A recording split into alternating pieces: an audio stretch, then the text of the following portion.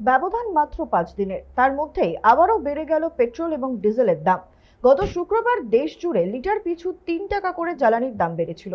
মঙ্গলবার সকালে ফের বেড়েছে পেট্রোল এবং ডিজেলের দর। তবে এবার প্রত্যেক শহরে বৃদ্ধির হার আলাদা রকমের। সবচেয়ে বেশি বৃদ্ধি হয়েছে কলকাতায়। চেন্নাই, দিল্লির থেকে অনেকটাই বেশি দাম বেড়েছে তিলোত্তমায়। মাত্র 5 দিন আগে পেট্রোল ডিজেলের দাম বাড়ায় ইতিমধ্যেই মাথায় হাত আমজনতার। বাসের ভাড়া বাড়াতে চেয়ে সরকারকে চিঠি দিচ্ছে বাস চালকদের সংগঠন। এহেন পরিস্থিতিতে ফের মূল্যবৃদ্ধির বোঝা চাপল। মঙ্গলবার থেকে নতুন দাম কার্যকর হয়েছে। কলকাতায় পেট্রোলের দাম বেড়েছে 96 পয়সা, ডিজেলের লিটার প্রতি দর বেড়েছে 94 পয়সা। নতুন দর অনুযায়ী কলকাতায় পেট্রোলের লিটার পিছু দাম 109 টাকা 70 পয়সা এবং ডিজেলের লিটার পিছু দাম 96 টাকা 7 পয়সা। একই সঙ্গে সিএনজির দামও বাড়ানো হয়েছে। কলকাতায় কেজি প্রতি সিএনজির দাম 3 টাকা বেড়েছে। সেই মূল্য বৃদ্ধি সামাল দেওয়ার আগেই ফের বাড়ল জ্বালানির দাম।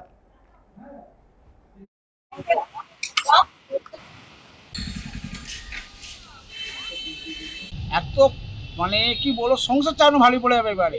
গ্যাসের দাম বাড়ছে, পেট্রোলের দাম বাড়ছে, আরও বিভিন্ন জিনিসের দাম বাড়ছে। আমরা করে খাবো কী করে এবারে?